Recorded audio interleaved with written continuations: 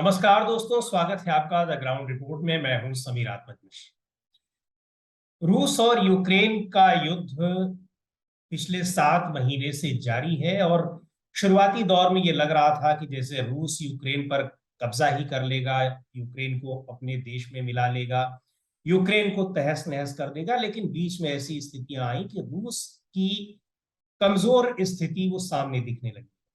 अभी पिछले कुछ दिनों से लगातार ये खबरें आ रही हैं और पुतिन ने सबसे पहले तो राष्ट्रपति व्लादिमीर पुतिन ने एक बयान दिया कि 3 लाख सेनाएं रिजर्व में रखी गई हैं और उनको अलग अलग जगहों पर तैनात किया जाएगा। इसके बाद से वहां कई शहरों में ये देखने में आया है कि बहुत से लोग शहर छोड़कर, देश छोड़कर कहीं दूसरी जगहों पर जा रहे हैं। इसके पीछे कारण ये बताया जा रहा है कि जबरन लोगों को सेना में भर्ती होने के लिए कहा जा रहा है। हालांकि रूस में एक 18 से 25 साल तक की आयु में वहां पर हर व्यक्ति को एक सेना की ट्रेनिंग, जो सेना का प्रशिक्षण होता है, वो लेना अनिवार्य होता है। सभी लोग वहां प्रशिक्षित होते हैं और इस तरीके से वहां करीब 20 लाख प्रशिक्षित लोग हैं। लेकिन बहुत से लोग इसलिए छोड़ करके जा रहे हैं और इस युद्ध में शामिल नहीं होना चाहते हैं क्योंकि उनको ये लगता है कि राष्ट्रपति व्लादिमीर पुतिन की जिद की वजह से ये युद्ध हो रहा है। इस युद्ध को वो जरूरी नहीं समझते हैं, इस युद्ध को अनावश्यक समझते हैं। उनको ये लगता है कि इससे न सिर्फ यूक्रेन का नुकसान हो रहा है बल्कि रूस का भी नुकसान हो रहा है। तो क्या है वास्तविकता? हालांकि रूसी सरकार ने इस बात से मना किया है, इनकार किया है कि लोग पलायन कर रहे हैं। तो वहां की वस्तु स्थिति जानने के लिए वहां के वोरोनेख शहर में रहने वाले हिंदी भाषी इलिया ओस्टापेंको से हमने बात की और जानने की कोशिश की कि वास्तविकता क्या है। क्या वास्तव में लोग पलायन कर रहे हैं, और पलायन कर रहे हैं तो क्यों कर रहे हैं? हमारे साथ रूस के वोरोनेश शहर से जुड़ रहे हैं इलिया ओस्टापेंको, जो कि स्कॉलर हैं, पत्रकार भी हैं, लिखते हैं और हिंदी में भी लिखते हैं, बहुत अच्छी हिंदी बोलते हैं, हमारे साथ अक्सर वार्तालाप करते हैं। तो हम इनसे जानने की कोशिश करते हैं कि पिछले 4-5 महीने से जो युद्ध यूक्रेन के साथ चल रहा है उसको लेकर के अब जिस तरह की खबरें आ रही हैं कि रूस को पर ही ये युद्ध भारी पड़ रहा है। रूस में बहुत सारे लोगों का, खास तौर से युवाओं का पलायन देखने को मिल रहा है। इस तरीके के बहुत सारे वीडियोस आ रहे हैं। हालांकि रूसी सेना और रूस की सरकार का कहना है कि ये इसमें सच्चाई नहीं है और पलायन के जो वीडियो आ रहे हैं वो गलत है, ऐसा कुछ नहीं है। पर वास्तविकता क्या है हम जानने की कोशिश करेंगे। इलिया, सबसे पहले तुम उसको ये बताइए कि अभी जो पिछले 4-5 महीने से यूक्रेन के साथ युद्ध चल रहा है उसको लेकर के रूस में भी बहुत हलचल है। अभी क्या स्थिति है रूस में? एक सामान्य व्यक्ति, आप जैसे लोग इस युद्ध के बारे में क्या सोच रहे हैं और वहां पे हालात कैसे हैं? सबसे पहले कहना है कि ये जो अभी विशेष सैन्य अभियान चल रहा है ना, युद्ध नहीं, युद्ध अभी शुरू नहीं हुआ, ये बात है। स्थिति ऐसी है कि लोग बहुत घबराए हुए हैं ना, लोग बहुत परेशान है क्योंकि हम अगर मकबूलियत की बात करें ना, तो कुछ भी जाहिर नहीं है। लोग नहीं जानते हैं कि कल क्या होगा, परसों क्या होगा, यानी क्योंकि जो हमें टीवी पे बताया जा रहा है, मुझे इस पर बहुत बड़ी शक है। एक बात है। दूसरी बात है कि जो मगरिबी दुनिया की जो अखबार है, जो यहाँ हम पढ़ सकते हैं, वहां भी तो सच पढ़ने को नहीं मिलती है। तो सच कहा है, हम अभी तक जानते ही नहीं है कि दरअसल देश में क्या हो रहा है। बताने की कोशिश करूं, समझाने की कोशिश करो, मगर यहाँ जो हालात है ना रूस में, वो हमें करीब करीब ग्रीड युद्ध की ओर क्या है बढ़ा रही है। तो इलिया, आपका ये कहने का मतलब है कि जो रूस के आम लोग हैं उन तक बहुत सारी खबरें पहुंच नहीं पा रही हैं, उनको पता ही नहीं है कि क्या हो रहा है, और रूस गृह युद्ध की ओर बढ़ रहा है, ये आपका कहना है? हाँ, ये सही है कि दरअसल क्या है, जो उक्रेन है ना, वो तारीखी तौर पर रूसी एक तारीखी जगबा है ना, एक इलाका है। अब क्या हो रहा है कि जो आजकल का जो उक्रेन है ना, वो दो हिस्सों में बटा हुआ है, मगरिबी और मशरिकी। तो अगर बात सच कहूं तो जो अभी जो पूर्वी उक्रेन है ना, वो रूस का एक तारीखी ऐतिहासिक हिस्सा रहा है। जो मगरिबी यानी पश्चिमी जो उक्रेन है, वो कभी भी रूस का हिस्सा नहीं हुआ करता था। वो आजकल का जो उक्रेन है, जो मुल्क है, वो बना हुआ है। इसके जो सबसे जो बड़ा हिस्सा है, यही है पूर्वी हिस्सा है, जिसका जो संबंध है, जिसका जो तल्लुक है, रूस से ही तल्लुक है तारीखी तौर पर। और हम अगर पश्चिम की ओर देखें तो पश्चिमी उक्रेन वो पोलैंड, हंगरी, रोमानिया से बना हुआ है। तो वहां के जो रहते लोग हैं, इनकी जो मानसिकता है, इनके जो सोच है, बिल्कुल अलग है, बिल्कुल भिन्न है। क्योंकि जो लोग पश्चिम में रहते हैं अलग सोचते हैं, जो लोग पूर्व में रहते हैं अलग सोचते हैं। इनकी बीच, इन दोनों हिस्सों के बीच में कोई भी तारीखी संबंध, तारीखी क्या है, ऐतिहासिक संबंध ही नहीं है। ये बात है, समझना जरूरी है। जी। तो इलिया, ये तो ठीक है, वो यूक्रेन की बात है, और अभी अब युद्ध तो काफी लंबा खिंचता चला गया। शायद रूस को भी नहीं या पुतिन को भी नहीं एहसास रहा होगा कि इतना लंबा खिंच जाएगा। अब ये जो खबरें आ रही हैं कि रूस में सैनिकों की कमी हो गई है, 3 लाख सैनिकों की जब से रिजर्व में रखने की बात कही है पुतिन ने, तैनाती करने की बात कही है, और ये वीडियोस जो आ रहे हैं कि लोग पलायन कर रहे हैं, भाग रहे हैं, तो इसमें क्या सच्चाई है? क्या वास्तव में भाग रहे हैं, और भाग रहे हैं तो इसकी वजह क्या है? ठीक है, सच है, लोग भाग रहे हैं, पलायन कर रहे हैं, फरार कर रहे हैं। फरार इसलिए कर रहे हैं कि यहाँ आने वाले दिनों में स्थिति बदल जाएगी, एक बात है। और यहाँ क्या है, यहाँ की जो बच्चे हैं ना, जवान जो है 18 साल के, इनकी भर्ती की जाती है, ये आम बात है रूस के लिए। मगर आपकी बार क्या हो रहा है कि 3 लाख की बजाय दरअसल 10 लाख सैनिकों की भर्ती की गई है। 10 लाख। मगर ये फौजी नहीं है, ये जवान नहीं है, ये आम नागरिक है, जिनका बारूद के तौर पर इस्तेमाल किया जाता है। समझे? गोश्त, मांस, बारूद। मतलब ये वो सैनिक है जो कि जिनको कि ये जो अनिवार्य ट्रेनिंग दी जाती है रूस में, ये उस तरीके से ट्रेन किए हुए हैं, सैनिक नहीं है ये।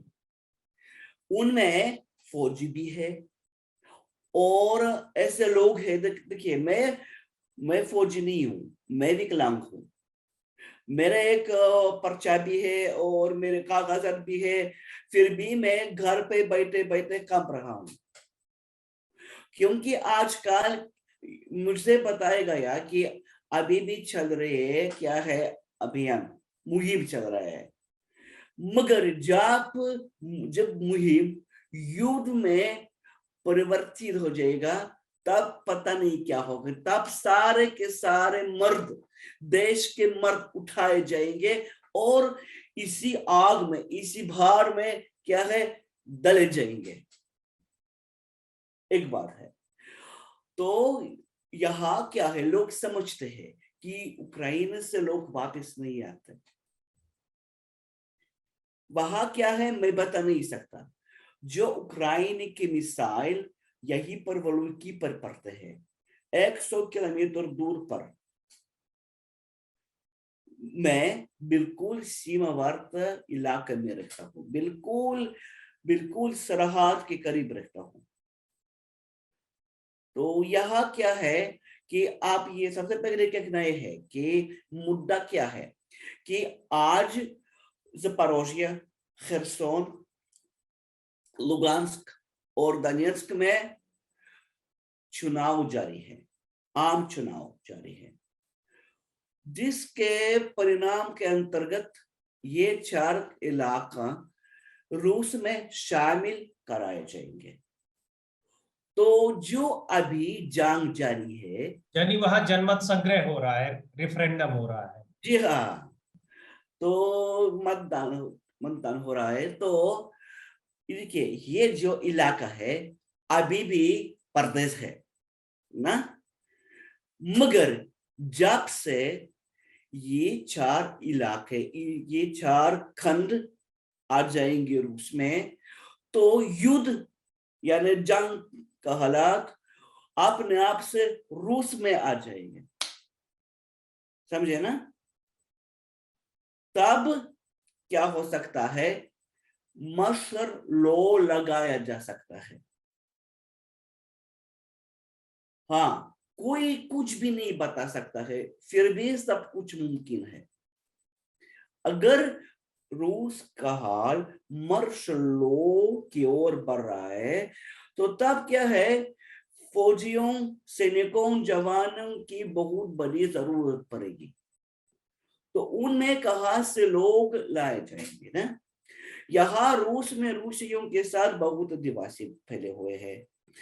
तो आज सुबह मंगोलिया से खबर मिली है कि बुर्यातिया, कलमेकिया और तुवास से उक्राइन की ओर भगाए जा रहे लोग, जो वहां के आदिवासी है, वहां के नहीं, मंगोलिया के लिए आमंत्रित किए जाएंगे।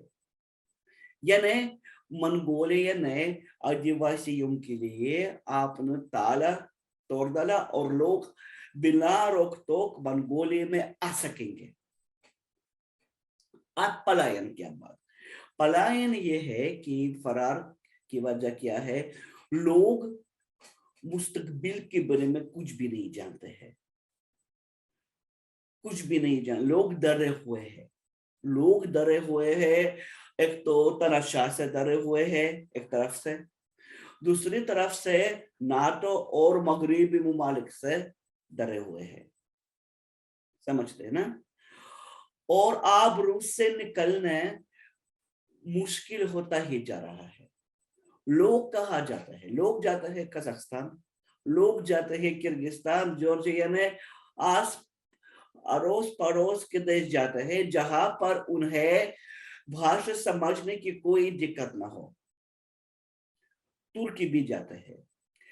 मामला यह है कि लोग जो रूस से जा रहे हैं पैसा उठा नहीं सकते, क्योंकि जो हमारे कर्ज है विदेशों में चलते नहीं है। रूस, संपूर्ण रूस स्विफ्ट से कटा हुआ है, यहाँ डॉलर कम मिलते हैं, तो जो लोग निकलते हैं नकद लेके निकलते हैं। और कुछ कुछ ऐसे देश है जो रूसी पनागजीन को बुला सकते हैं, ऐसे ऐसे चंद देश है। जी, इलिया ये बताइए कि ये जो लोग पलायन कर रहे हैं, तो क्या ये, और जो रिजर्व सैनिक जो आप बता रहे हैं कि 10 लाख ट्रेंड लोग हैं यहाँ पे ऑलरेडी हैं, तो क्या वो नहीं चाहते हैं कि वो उनको इस लड़ाई में भेजा जाए, या उनको जी, वो इस लड़ाई में नहीं जाना चाह रहे हैं? और इसके अलावा क्या इनके अलावा भी जो दूसरे लोग हैं रूस में, आम पब्लिक है, वो इस लड़ाई को लेकर के क्या सोच रही है? क्या वो पुतिन की ठीक जिद है। के तरह देख रही है, विरोध में है, या वो पुतिन के साथ खड़ी है? देखिए, यहाँ का जो अंजुमन, यहाँ की जो समाज है वो बटी हुई है। कुछ लोग ऐसे हैं जो पुतिन के समर्थन देते हैं, यानी उसके सामने हाथ जोड़ के भांगड़ा नाचते हैं, जो करे सही करे। ऐसे लोग भी बहुत लोग हैं जो बोलते हैं कि पुतिन के द्वारा पश्चिमिया यानी जो मगरिबी दुनिया तबाह की जाए। ये लोग सोचते हैं कि मगरिब की तरफ से जो आ रहा है ये सब गंदा है, तो हम एक ऐसा हथियार है, हमारे साथ खुदा है कि हम उनको खत्म कर दें, मगरिबियों को। ये ऐसे लोग हैं कि ऐसे बहुत सारे लोग हैं, ऐसे अफराद है जिनका मानना है कि जो मगरिब है, जो यूरोप है, जो अमेरिका है, ये रूस का सबसे बड़ा दुश्मन रहा है और हमारे पास हथियार है, सब कुछ है। लेकिन आप आजकल के रूस में खाने नहीं है, तिजारत नहीं है, बेरोजगारी है, तो पूछा जाए कि सामान कहाँ से लाया जाए, तो ये कहते हैं हमारे पास सब कुछ है। ये लोग अंधे हैं, ये लोग बिल्कुल अंधे हैं। यहाँ की जो आम तनख्वाह है 15-20 हजार है रुपए, जो पेंशन है 10-15 हजार है, और ऐसे लोग हैं जिनका मानना है कि हम यूरोप के मुकाबले में कहीं बेहतर रहते हैं। यूरोप में लोग गरीबी में रहते हैं, उनका खाना नहीं है, ये लोग औरत वहां क्या है रिंदिया बन जाते हैं क्योंकि उनको खाना नहीं मिलता। ऐसे बहुत सारे लोग हैं जो इस तरह सोचते हैं। ये लोग नहीं यानी समझते हैं। ये वो लोग हैं जो पुतिन समर्थक हैं। जी हाँ, ये लोग यूरोप के बारे में, पश्चिमी देशों के बारे में इस तरह के ख्याल रखते हैं कि वो बड़ी ख्याल कर, गरीबी में जी रहे हैं, हम जी बेहतर स्थिति में हैं। जी हाँ, कि और ऐसे लोग हैं, ज्यादातर ऐसे लोग हैं जो असलियत समझते हुए यहाँ से कहीं दूर दराज इलाके जाना चाहते हैं। कोई फर्क नहीं पड़ता पढ़ा लिखा या अनपढ़ है, कोई भी। खास करके जो यहाँ के जो शिक्षक है पुतिन के समर्थन देते हैं, जो लोग प्रशासन में हैं, जो लोग कहीं हुकूमत में बैठे हैं, उन लोगों का मानना इस तरह है कि हम विश्व के न्यायाधीश है।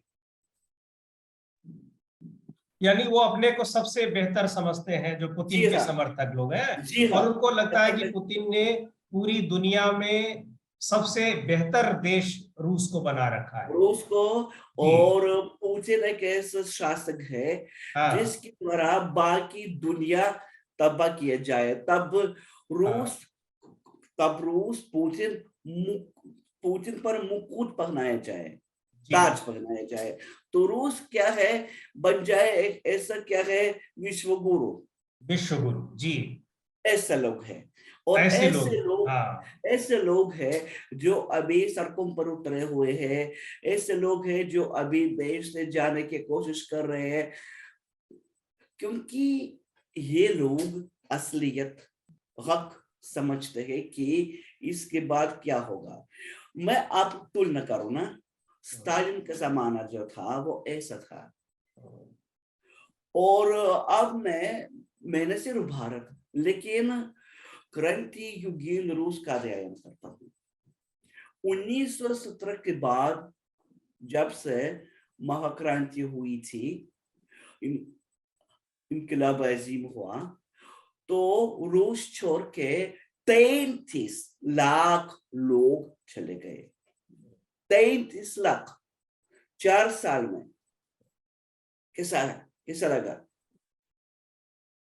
उनमें विद्वान थे, कलाकार थे, पादरी थे, फौजी थे, जो लोग क्या है कम्युनिस्ट बनना नहीं चाहते थे, जो कम्युनिस्टों के साथ रहना नहीं चाहते थे, यानी जो पारंपरिक रूस है वो रूस से चल निकला था। तो मुझे ऐसा लग रहा है कि वो जमाना दूर नहीं है। रूस की जो तारीख है इसकी एक खुसूसियत है कि हर 100 साल, हर सदी कोई ना कोई क्रांति या जंग होती है। देखिए, वो 16वीं सदी में पोलिशों से, 17वीं सदी में पोलिशों से, 18वीं सदी में जो जंग हुई थी बिल्कुल शुरू में, ये स्वीडन से, 19वीं सदी में फ्रांस से, 20वीं सदी में जर्मनी से, और अभी यूक्रेन से। देखिए,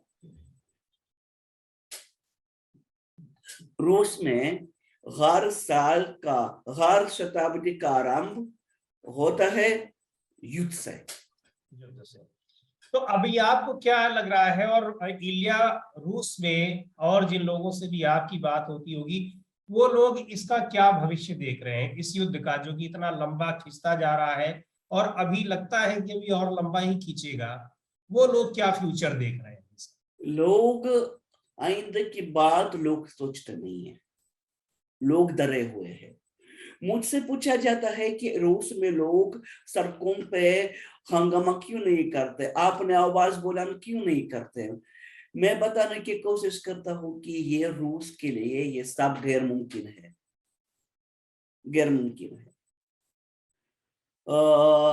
यहाँ एक ऐसी कहावत प्रचलित है कि जो रूसी लोग कैसे हैं, देर तक इंतजार करते हैं, मगर जब वक्त आता है तो लोग बहुत तेज हो जाते हैं। समझे? यहाँ इनकलाब भी हो सकता है इनकलाब, क्योंकि लोग डरे हुए हैं। और यहाँ जो हो रहा है, लोगों को सुबह सुबह जूत खानी पड़ती है। लोगों को सुबह से जूत बताए जाते हैं ना, दोपहर को जूत बताए जाते हैं। मैं नहीं बोल रहा हूं कि आजकल का जमाना बहुत बुरा है। 1990 के मुकाबले में अब रूस में जीवन स्तर काफी उच्च हो गया, ये बात है। पुतिन ने बहुत कुछ अच्छा किया है रूस के लिए, इसके विकास करने के लिए बहुत कुछ अच्छा किया है, मगर हर शासक की अपनी सीमा होती है। सिंहासन बैठे बैठे 22 साल हो चुके हैं। इन 22 सालों में कोई भी शासक फरिश्ते से रावण में बदल सकता है ना, कोई भी शासक। 22 साल कम नहीं है। तो जब पुतिन शुरू में यहाँ आया था ना, तो हम उसके सामने हाथ जोड़ते थे। अभी भी जो कर रहा है देश के लिए अच्छा कर रहा है, किसी हद तक विदेशों के लिए अच्छा कर रहा है, लेकिन पिछले जो कदम है जो पुतिन ने जो उठाया, मैं थोड़ा आश्चर्यचकित रह गया, क्योंकि रूस एक ऐसा देश है जो खुद कभी किसी आजाद मुल्क पर, बैरूनी मुल्क पर हमला बोलता नहीं था। तो कुल मिला के आपका ये कहना है कि स्थितियां अच्छी नहीं है और रूस के लोग, आम लोग जो इस युद्ध से खुश नहीं है, वो लोग भी अभी स्थिति को देख रहे हैं और आगे क्या हो सकता है, कोई क्रांति भी हो सकती है, इससे भी इनकार नहीं किया जा सकता। अब यहाँ माँ की इतनी सहेलियां हैं और इन सहेलियों के बेटे हैं, तो ये सब माताएं बहुत चिंतित रहती है।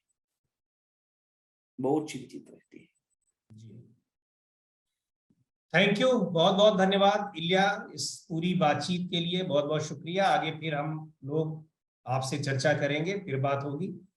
और आपने इतनी सारी जानकारी हमको दी, इतनी बातें बताई जो रूस के बारे में, वहां के लोगों के बारे में, और इस समय जो हालात हैं, जो कुछ भी चल रहा है उसके बारे में। बहुत बहुत शुक्रिया आपका।